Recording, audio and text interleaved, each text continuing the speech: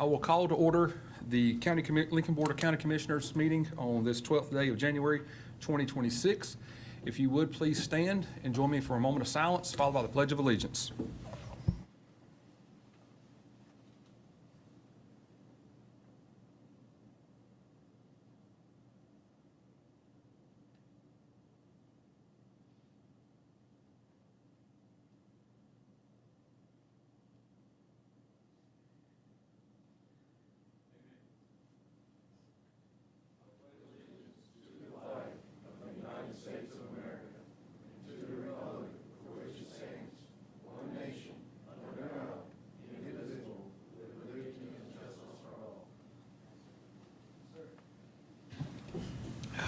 Well, most of y'all know, and I'm doing this at the beginning while we actually have a crowd here, that I've had some issues with some prostate cancer, and it came back, and of course, and that's not been really pleasant. But I got some great news last Wednesday at Duke Cancer Center. I have a PSA level that's undetectable, and I am in remission, and I gratefully appreciate everyone's prayers.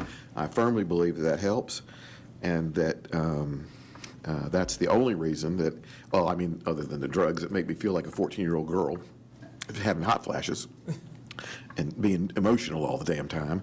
But I really appreciate all the prayers that I've received from all the wonderful folks here in Lincoln County. And I truly believe that has been a big, huge help. And I thank all of y'all, each of you. And this was the easiest way for me to get to everybody at one time. Thank you so much. All right. Thank you, Bud. We're glad you're still here with us and doing well. Yes.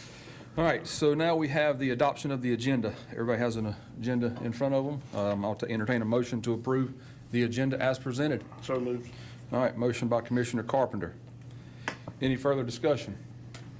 All right, hearing none. All in favor indicate by saying aye. Aye. Opposed? All right, the agenda is approved. We'll move on to the consent agenda. I'll entertain a motion to approve the consent agenda as presented. So moved, sir. Which one wants it? That one over there. All right, motion by Commissioner Mullen. Any further discussion? All right, hearing none. All in favor indicate by saying aye. Aye. Opposed? All right, it passes. All right, now we'll go into the planning board recommendations. We've got Jeremiah.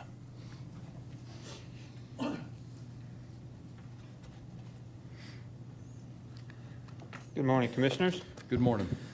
So following the public hearings last Monday evening on two rezoning cases, I have recommendations from the Planning Board on those two cases for you first.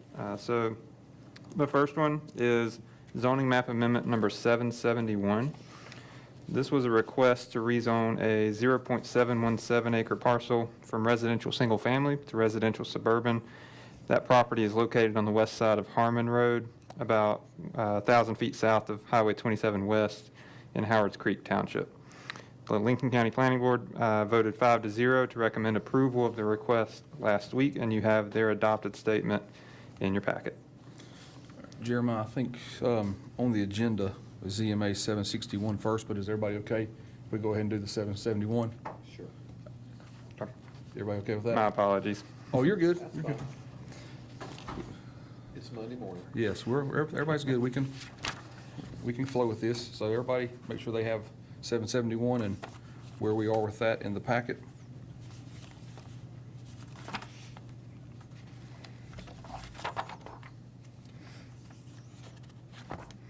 Okay, anyone have any questions for Jeremiah?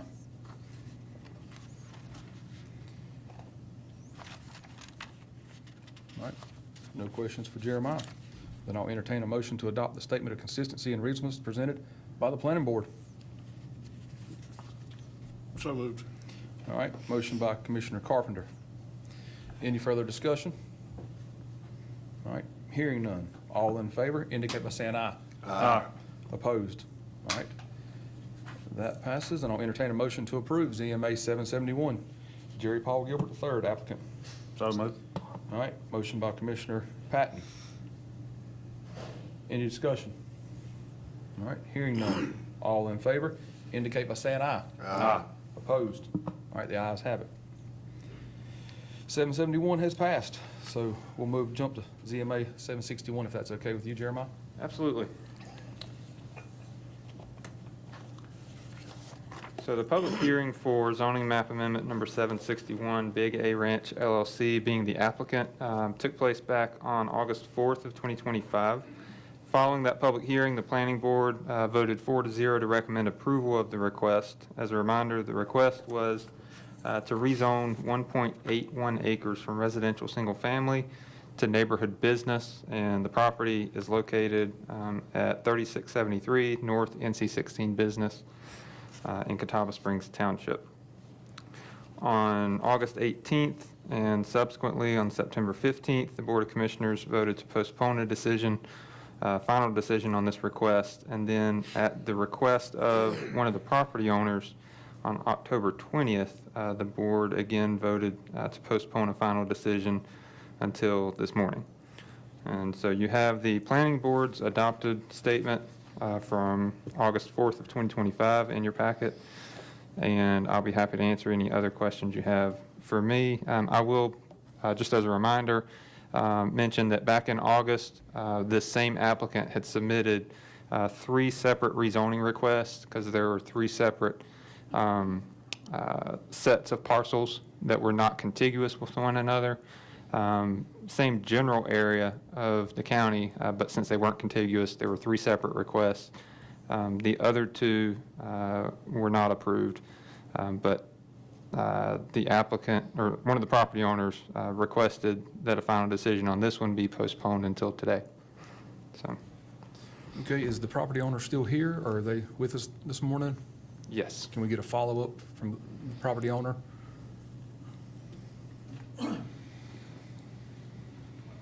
Hey, good morning. I'm Jenny Owen. I live at 3563 Carroll Lane in Maiden. I'm one of the property owners, and the property, Can you pull the microphone down a little bit? Thank you. the property has not sold as of yet. The purchaser said that he would close everything at one time. Some of the verbiage leaves it very open-ended. I don't know. He can walk away, we cannot. If the property is rezoned to neighborhood business, I have a piece of property that is neighborhood business. We've used it as a residential rental. If the property does not close, we will continue to use it as a residential rental. But if it's rezoned to neighborhood business, we cannot do that. So I'm just asking for an additional 90-day continuance on the decision while the buyer gets everything sorted out. Currently, what we were told last week is they are waiting on descriptions to go on the survey. Once that is done, then they should be able to close on the property. But as of right now, we still own the property. If I recall back in October, if we approve this, then your tenant has to move out within 30 days? That is correct. So, okay. All right, anybody else have any questions for the property owner? No, sir, I'll move that we postpone this whole thing for 90 days. For an additional 90 days? Yes, sir. Give them a chance to get all this mess straightened out. Okay, so that would be, let's see here, 90 days from now. Pull my calendar up here.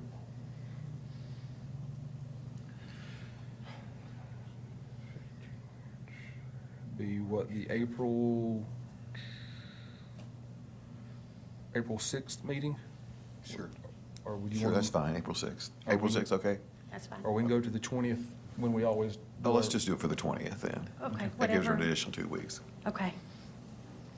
All right, so we have a motion by Commissioner Cena to table this for an additional time frame to where we will vote again. Will this be brought up for vote again on April the 20th at our 10 a.m. meeting? All right, everybody understand the motion? All right, any further discussion? All in favor indicate by saying aye. Aye. Opposed? All right. Thank Table you. I for- appreciate you all right. guys. Yes, ma'am. Have a good day. You too. All right, Jeremiah. Okay, I believe next on the agenda, you had plat approval number 64. Would you like to proceed to that one, Mr. Chair? Let's see here. That's the, I'm finding my notes here, getting everything. Yes, we'll go on to proceed to that one, Okay. since we're back in order here.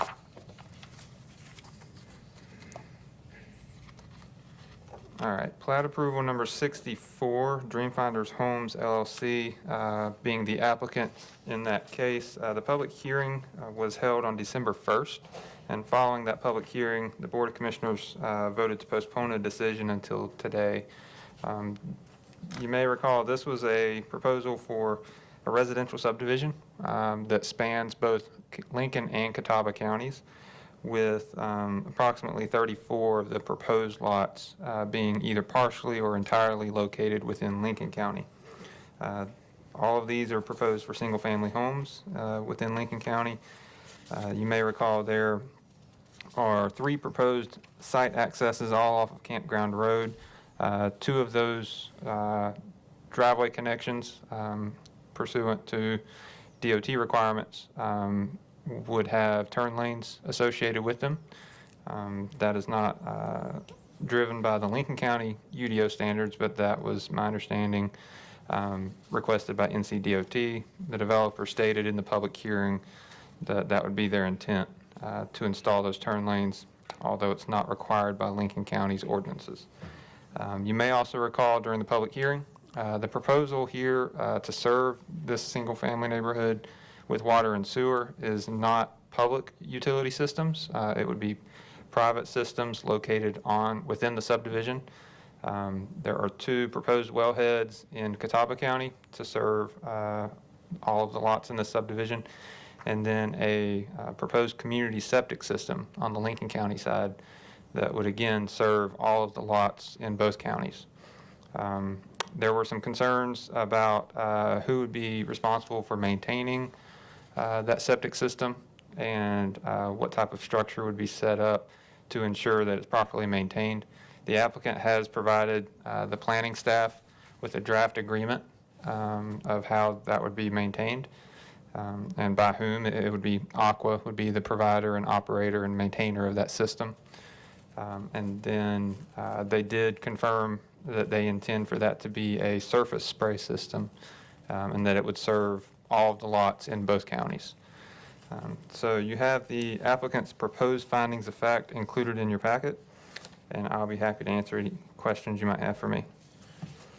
Jeremiah, there's been some additional questions and some things we've been made aware of, like an eagle's nest that's been brought to our attention, and then this being a multi-county thing. Where do you know where we stand with Catawba County right now, and can you give us an update on the eagle? The last update we received from Catawba County was that their subdivision review board postponed a decision and provided some feedback and they desired some revisions to the plan, I believe, on their side. And my understanding is, since the community septic system is located in Lincoln County, they had concerns about approving a subdivision contingent upon design of a system located in another county for which a preliminary plat hasn't been approved yet. So there's a little bit of a chicken or egg scenario procedurally with regards to the preliminary reviews with each county. And certainly this is a little bit of a unique situation given the proposed utility infrastructure and the location on this county line. Any update about the eagle? So on the site plan, there is a call-out note where they've located at least one bald eagle's nest. Pursuant to federal law, they would be required to ensure that that's protected. The county attorney may have some input on that if the board wanted to, for example, attach a condition to any approval here related to that eagle's nest and any others that might be located on the site.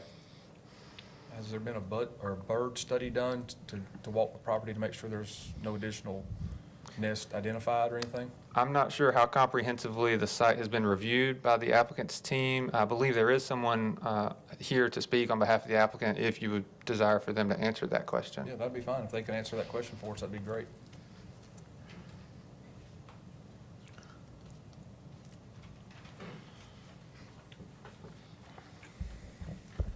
Hi, Will Swearingen. I'm with Bolton & Mink Engineering. I'm here as a representative of Dreamfinder Homes for this project.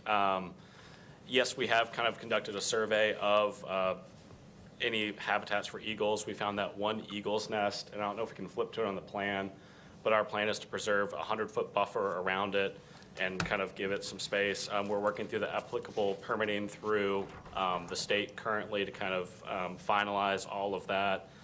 The eagle's nest does fall under Catawba's County side, so we're working through that with them now currently. And happy to answer any other questions you might have.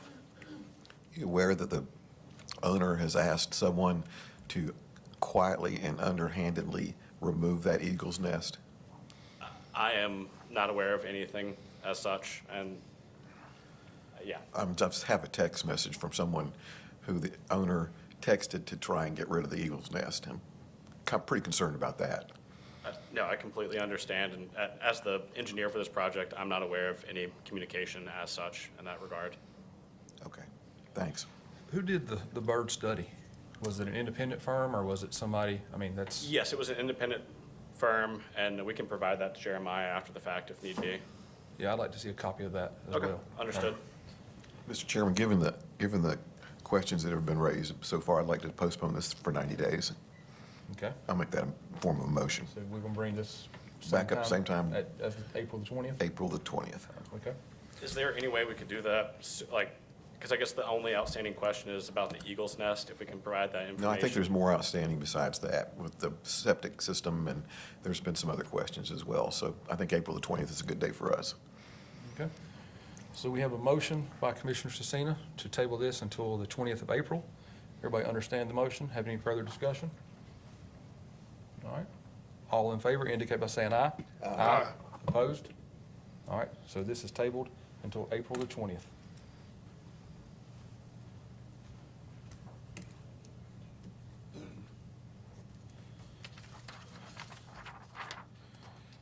And if we can get a copy of that bird study, we'd greatly appreciate it. Okay, thank you. All right, Jeremiah, PD 2025-2.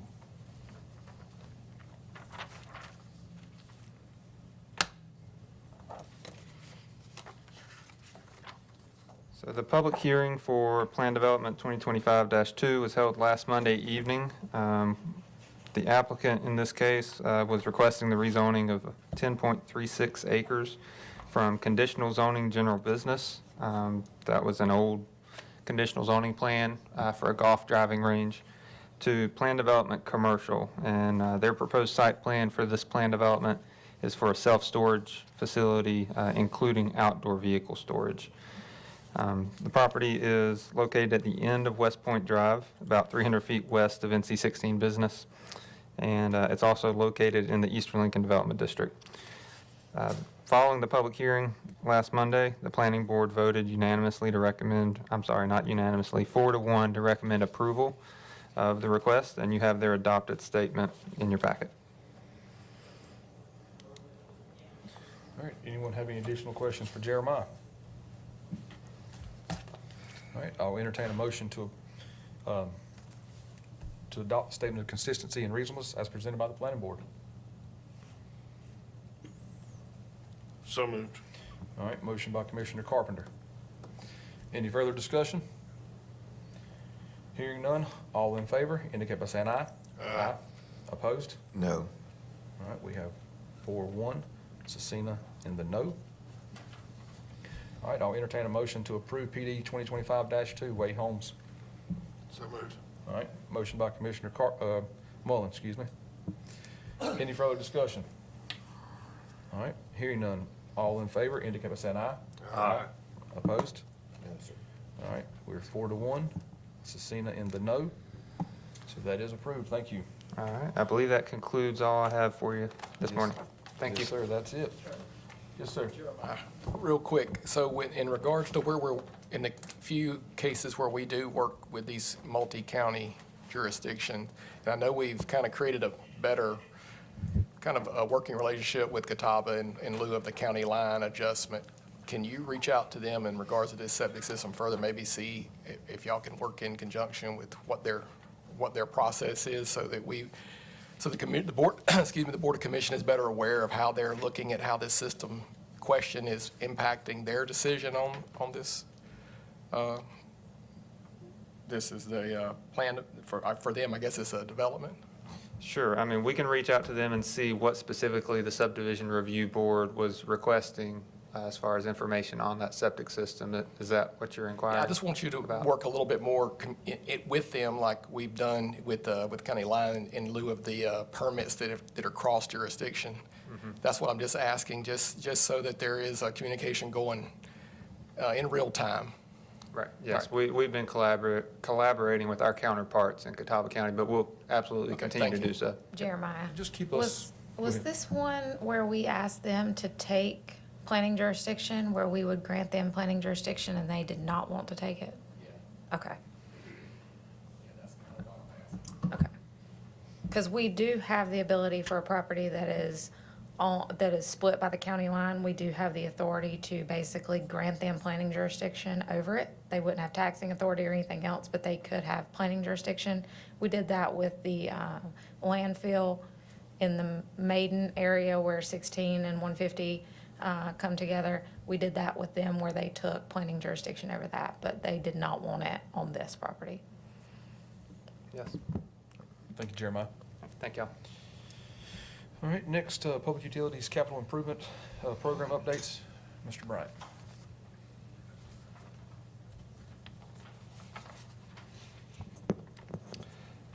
Good morning, Mr. Chair, members of the board. Come before you with this presentation today as kind of getting in front of the next two agenda items that we have requests for bid awards for two water utility projects. These two bid openings were solid reality checks for us and our budgeting. And the presentation and update I'm going to give you today is rather short, but it's going to show you how we're preemptively trying to get ahead of some of these budget overages and making some decisions on that. Next slide, please. So we have two pending bid awards that Jonathan Drazinovich is going to present here in just a few minutes. The first is the water treatment plant disinfection system. And the second is the NC 150 West waterline replacement projects. We see these both as system critical projects.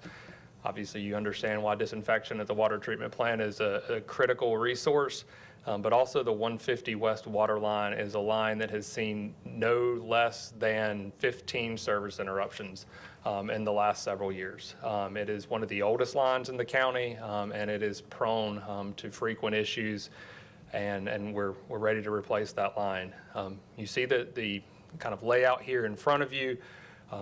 From the budgeted amount, which was a 2020 budget number of $2.1 million to the actual low bid of $5.5 million. We have an overage there of $3.3 million. With 150 West, a budget of 2.75, low bid of 3.9, again, another overage of 1.1.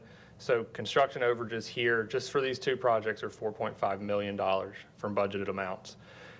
We have an ability right now with current projects that we will pull money from. We had some remainder from the Killian Creek project. The Unity Church Road project, which is a project was already funded and scheduled. This was some reconfiguration of lines to clean up a spider web of lines underground. Deleting that project and deleting the St. James Kidville project, which is probably at least a decade-old project that will essentially become a useless addition to the system if we do it once we complete the transmission lane project. So the water modeling has reflected that. On all these numbers here, we've talked about construction dollars. There are engineering dollars as part of this, and I want to be clear about that. Those equate to about $1.1 million. And most of that is already spent and budgeted, but there are some additional numbers here. Next slide, please. So with that said, and the two overages we need to account for, I also want to make you aware of other projects that are going to be coming up that we will be putting out to bid over the next year. 1673 waterline configuration with a proposed budget of 2.4. These are all older budgets. East Lincoln Water Transmission Main, projected cost exceeding $20 million, and we're going to need to require financing on that. We cannot pay-go that project.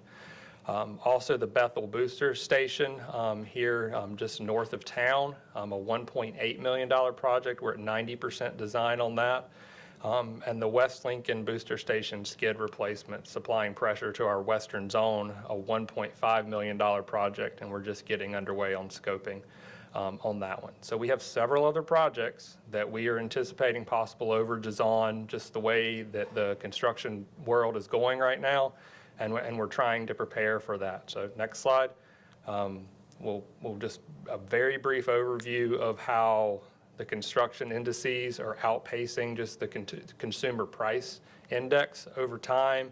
Saw huge jumps after the pandemic or during the pandemic, much more than the CPI increased, and those have held steady since 2023, which is when this graph ends. So next slide. So here are the tough moves that we're proposing to make, and will be reflected in budget documents y'all start to see through the spring in your consideration of the FY27 budget. This is a snapshot of FY26 and the projects we are considering deleting. The Buffalo Shoals Waterline Loop Connection. This is a project meant to support if Lincoln County Industrial Park 2 ever comes to be. That is a project we had out there and had been looking at for quite some time, but we're proposing to delete it from our current capital improvement plans until the future of that industrial park expansion becomes more clear. We certainly will be prepared to react and support, and obviously seeking state economic development money to complete that project if necessary.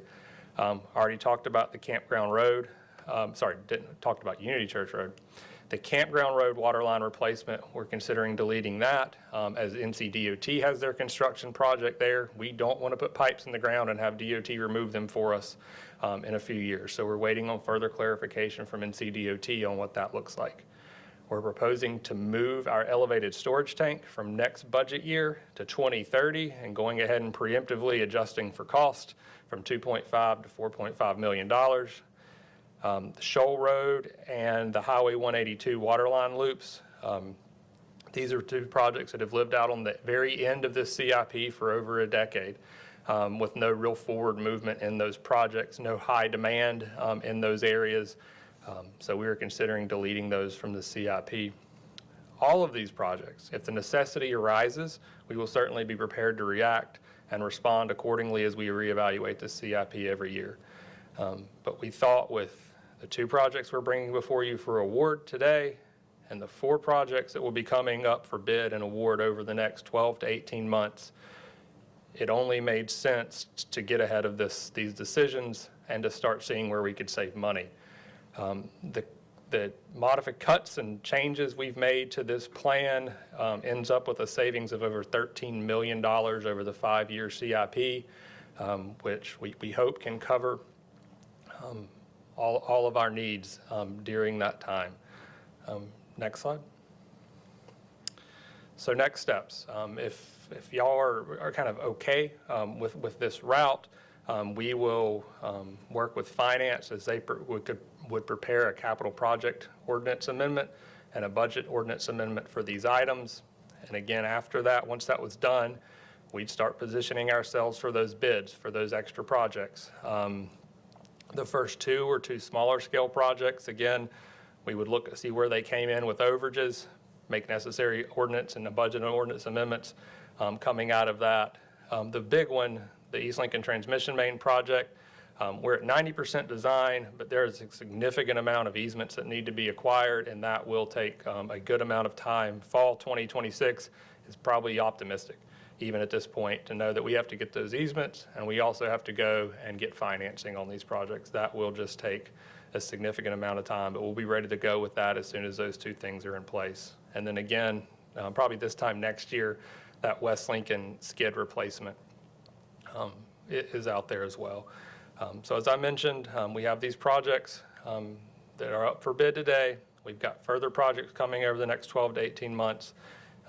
But again, we're prepared to accept reality, make modifications to this capital improvement plan, and adjust as we go to try to serve the best needs and the greatest needs that this county has. And it's the 2 projects we have today and the 4 laid out here in front of you. These are must-have projects, not want-to-have projects.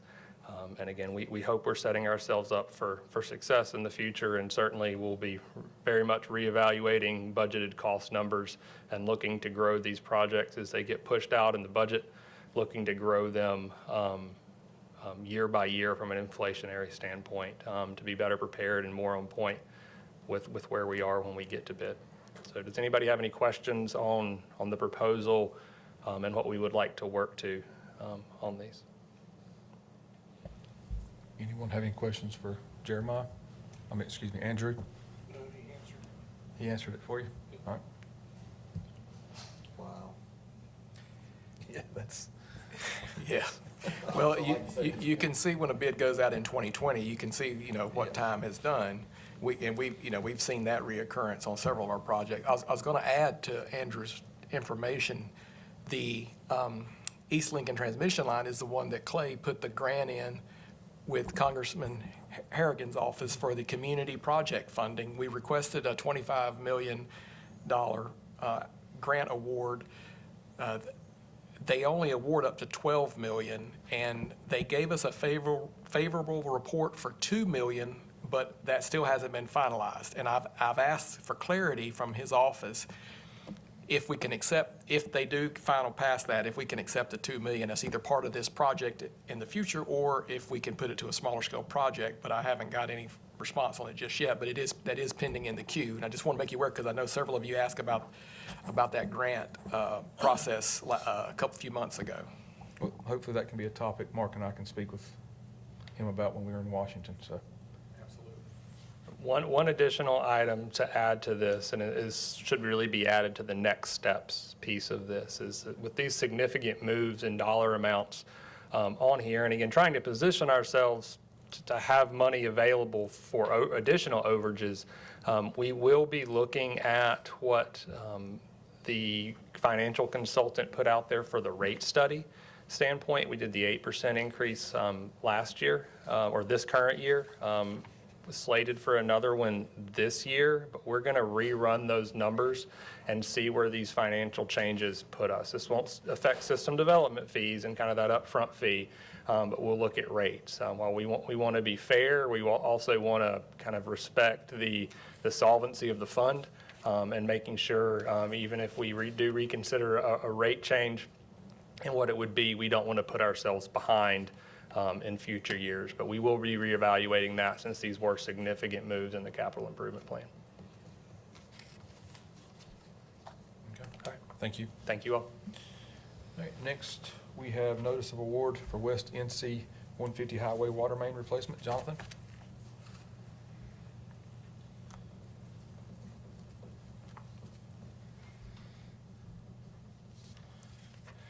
Thank you, Commissioners. I am here to present the notices of awards for 2 projects. The first one will be that NC West Highway 150 project. As you guys know, this is the water line that always goes down, and used to be that we would lose the whole west end. We no longer lose the whole west end, but we still sometimes lose a school and a couple businesses in that area.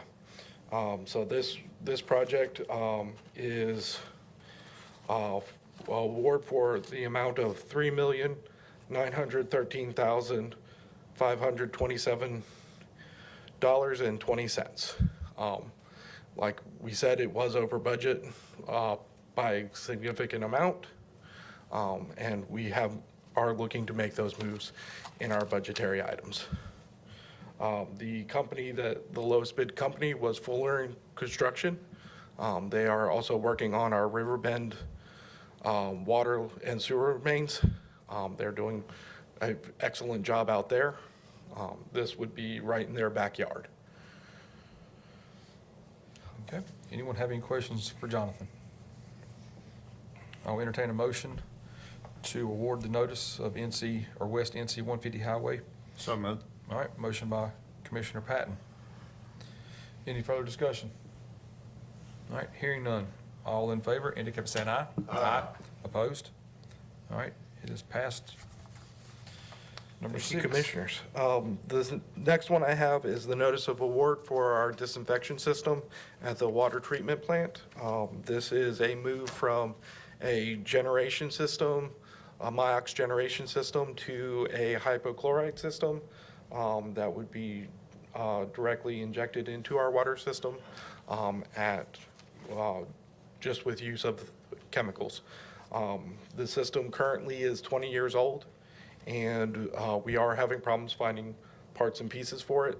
This would replace that entire system with a easier to maintain, a less complicated system as well. So the bid, the lowest bid was J.S. Harden and Company at $5,527,000. This was a significant departure from what we had looked at through our studies and stuff like that. But there was also significantly more that we had to do, because when we started looking at it, we found out that the classification of our chemical area wasn't classified as a hazard classification. It's classified as a storage. So we had to add in some additional HVAC components to rectify that classification. Jonathan, can you kind of give us a background on what this system does and the purpose? So the disinfection system at the water treatment plant is a chlorination-based system. The existing system is what they call a MIOX generation system. It takes salts to generate the chlorine byproducts, and then from there, it's directly injected into the water at a low dose so that it kills most of the bacterial and growth in the water coming off Lake Norman. We are going to a direct hypochlorite chemical feed system. So it's essentially the same chemical. We're just not generating it on site. We be bulk buying it. We have about I believe it's a month and a half storage on site with the 2 tanks that are proposed. So the chemical would then be bulk purchased, and then would slowly be injected into the water system to meet the needs, the cleanliness needs of that water system. So like I said, this system is easier to maintain. You don't have a lot of parts and pieces. It also uses a lot less electricity because the process to make those chemical derivatives is that electrolysis process. Jonathan, also, does this, by buying in bulk and not trying to make it on site, does this also improve the safety factor around this chemical? I'm just curious about how that improves that for site for our staff. Is there any improvement? It doesn't really improve the safety. Both chemicals are not as volatile as most chemicals. So if we had a chlorine gas-based system and we were going to something that's safer, the liquid-based disinfections, then you would see a definite safety.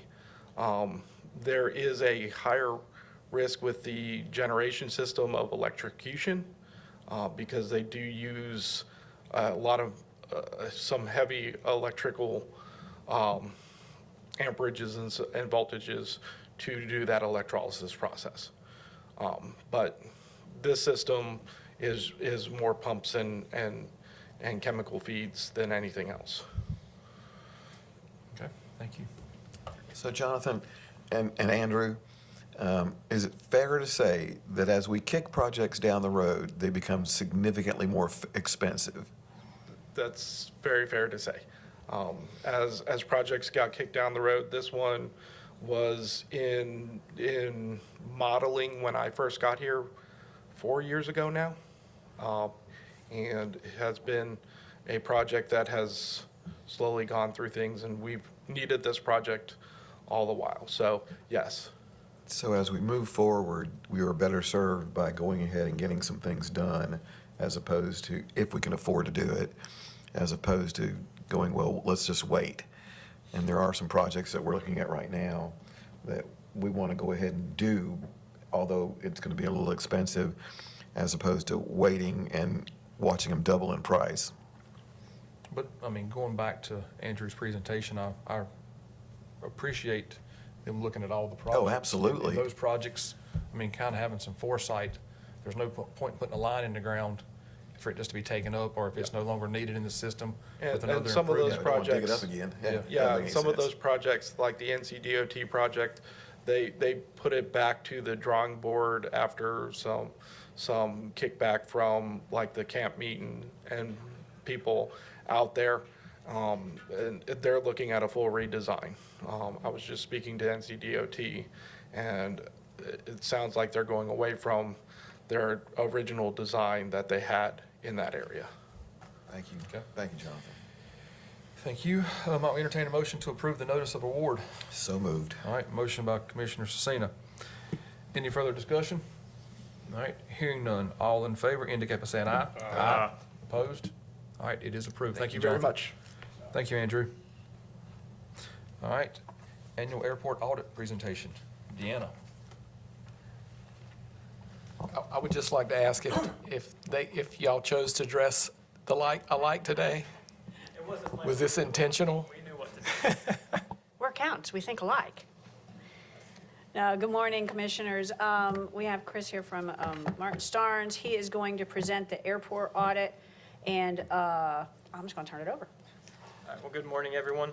Like she said, I'm a senior auditor with Martin Starnes, and I'll be going over the results of the airport's annual audit. Since the airport's fairly small, there's only a couple slides, so this shouldn't be anything too in-depth. Deanna, is there a PowerPoint for the screens, or is it just, am I just? Just your. Okay. So just to go over a couple audit highlights, the first thing is that from our audit, we gave an unmodified opinion, which is a clean audit opinion. Everything was fair, complies with standards. All the staff was very cooperative. A big thanks to Deanna and Crystal, everyone in finance and at the airport that helped us get the information that we needed for a timely audit submission, and we did not have any internal control or compliance findings. Can you put the mic a little bit closer to your Oh, face? sorry about that. On page 3, slide 3, we have a airport fund summary that shows the revenues and expenditures compared between 2025 and 2024. You can see for 2025 that revenues decreased by about $170,000 or 7%. This is mainly due to a decrease in the capital contributions for the airport. And for the expenses, these increased by about $161,000 or 9%, and this was mainly due to an increase in contracted services expenses. And then on slide 4, this shows the total net position for the airport fund. You can see that it's a comparative over the last 3 years, it's slowly increasing. The total net position from 24 to 25 increased by about $380,000 or 4%. This is due to constantly revenues exceeding the expenditures for the airport. Then on slide 5, this shows a calculation for our quick ratio. We do this because just to see the ratio between assets, current assets and current liabilities. The LGC is normally only concerned if the ratio is less than 1, but as you can see for 2025, the quick ratio calculated was 25.49. And to, just in summary, the current assets, this is all the current assets, but excluding restricted cash, prepaids, and inventories. And for current liabilities, this excludes any compensated absences and liabilities that are payable from restricted assets. And on the final slide, just wrap up to show contact information for Elsa Swenson, who is the audit manager for the job. Again, my name is Chris Turpin. I'm happy to answer any questions, or if you have any questions directly for Elsa, her contact is on that slide. Thank you. And then the one thing that we will point out, this will be the last audit for the airport authority since it no longer exists. It has been folded into the county as a separate enterprise fund and will be recognized there going forward. So if you have any questions, we're happy to answer them. Has this been presented to the members of the advisory board? Do they have a copy of this where they can? They do not yet. We had to present it to you guys first Okay. because you are That's it. the Board of Commissioners. We will then send it over to them. I think they have a meeting this week or next week. I don't know. Whenever the next one is, we'll get this over to them so that they're aware of it. And if you look at in here, you'll notice the main thing that struck me was there's no retirement or anything like that in there because we took the employees before the end of the year, so at the end of the year, there was no liability for them. Sometimes that's confusing to people. But again, like I said, this is the last audit of the airport authority, and we will fold it in to the county's audit. And did the board get a copy of the PowerPoint? Do y'all have a copy? Can we get them a copy I'll- of the we'll go ahead and PowerPoint to forward it. everybody? Is the PowerPoint just these? Yeah, it's a few, I don't remember getting it, but, I don't remember getting it, but that doesn't mean I didn't. Because we've been working on budget. Yeah, I'll forward it. I'll forward it to Jennifer, who can then forward it to y'all. Yeah. No other questions? Anyone have any additional questions? And this has been submitted to the LGC, and we expect it's fine. Thank you. All right. Thank you. Thank you. Thank you. All right, next is public comments. This is where citizens are allowed to address the board concerning any matter. You are giving 3 minutes to speak as an individual and 5 as a group. The group must be present. And I'm just going to go back through real quick and just make a summary because I think there's some confusion about what this portion of the agenda is. This is public comments. This is not a public Q&A. So I know there's been some people saying that we don't respond back to them, but that's not what this portion is set up to do. This portion is for us to hear your comments and move forward from there.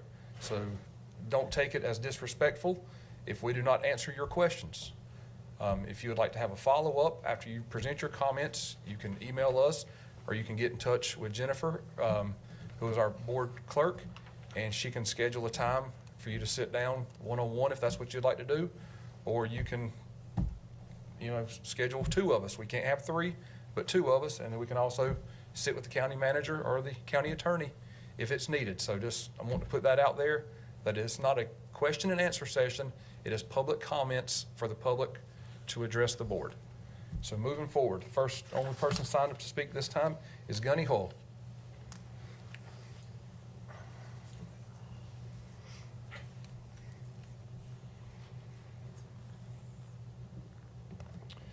Good morning, County Commissioners. Good morning.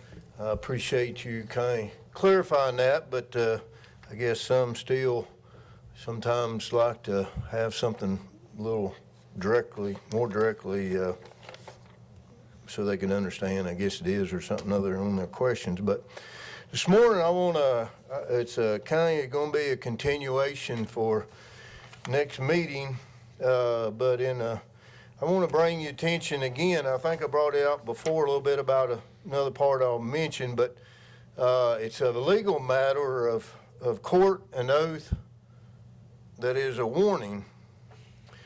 In Exodus 20 and 16, Deuteronomy chapter 5 and 20, and actually in Matthew 19 and 18, which the Messiah himself spoke, and it's also listed 21 times in Scripture, that thou shalt not bear false witness. 1 Timothy 1 and 10 was really directly that a lawyer or a judge perk your ears up, I guess. It says that specifically in the King James anyway, it says the law is for liars and for perjured, which is lies under oath, which all you are under oath and everyone else that serves our citizens of Lincoln County. Proverbs 6:19 says, false witness speaking lies against Yahweh, he hates that. And so when he says he hates something, then that's not something to take lightly. And then in Proverbs 19 and 5 and then 9 says exactly the same thing. And verse 5 says, a false witness shall he be unpunished, and he that speaketh lies shall not escape. So there again is another warning that we need to take seriously on this aspect. And Revelation 21 and 8 specifically says that all liars shall have their part in the lake which burneth with fire and brimstone, which is the second death. So we had very respectful, honorable legislators. I don't know exactly, you didn't look up the year, but in chapter 11 concerning those, and I think it would do courts a whole lot of good if it was required that a judge states this before every case that ever heard on the section that applies to them.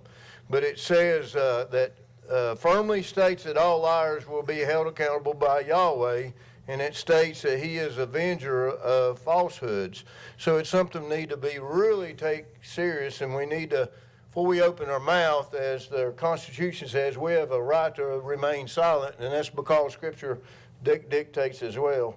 So just warning about malfeasance and misfeasance is what I want to bring up to your attention too. Thank you. All right, having no one else signed up to speak, I'll close the public comments. We'll move on to number 9, Finance Office Report. Deanna?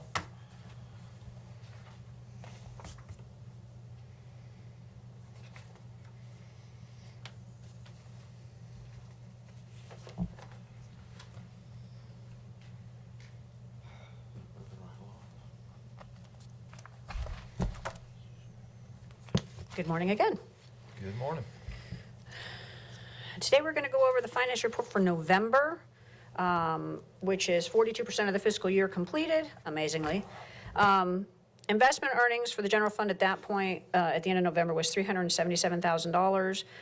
There was $648,000 still left in the pooled investment account to be distributed. We have budgeted almost $2 million in the general fund interest revenue account for the year.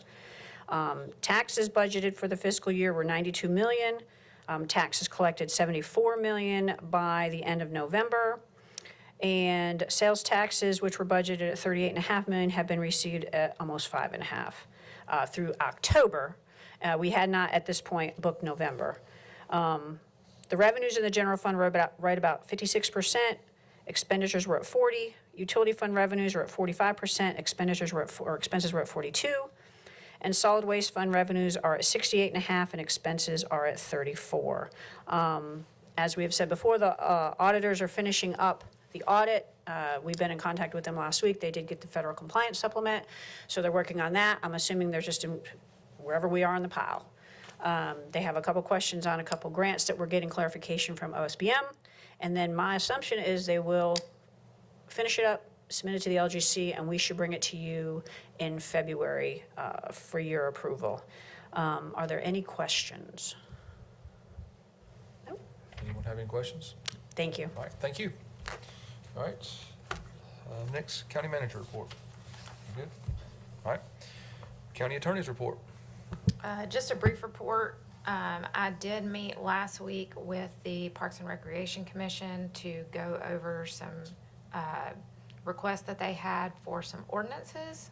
I've got to make some of those changes, meet with Parks and Rec staff again. I did meet with John Davis last week to address some of the issues they're continuing to see in the parks and in the centers.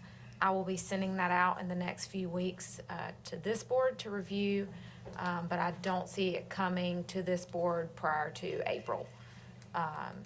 But the Parks and Rec Commission did request specifically that these be put in place prior to the summer season starting, because that is when they see the highest traffic in their parks. So I will be sending that out for you all to review in the next few weeks. And that's all I have to report.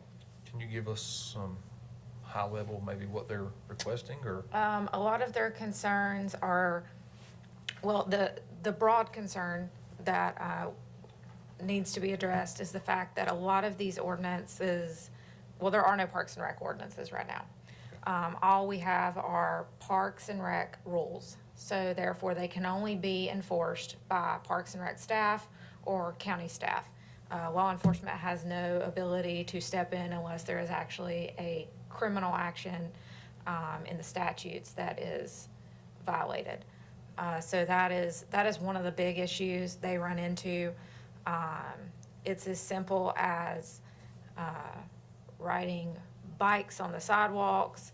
It's, it's all of the small things. It's the carrying of open rifles, people trying to hunt in the parks. I mean, it's all kinds of issues, and the city of Lincoln recently did their ordinance. So they would like, our Parks and Rec Commission would like those to look similar to that was adopted by the city of Lincoln, because we do have a park in the city limits, which confuses people. So there are all kinds of issues, smoking in the parks, drinking in the parks, They do have drug use, which law enforcement can get involved in at that point. So there are all kinds of issues. Sex offenders in parks is one of the big things. Yeah, because I think a lot of people think that sex offenders just can't go to parks. Every sex offender, if I understand it correctly, which this is not my expertise, but they all have different requirements under their designation.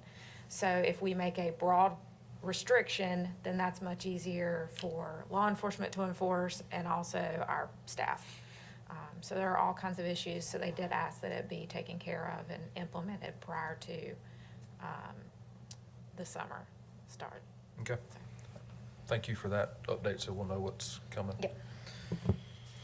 All right, County Commissioners report. Any commissioner have anything to report? Just like to report that the Lake Norman Marine Commission will have their monthly meeting this Thursday, January 15th at 7, and it's at the Lake Norman State Park this month. Okay, anyone else?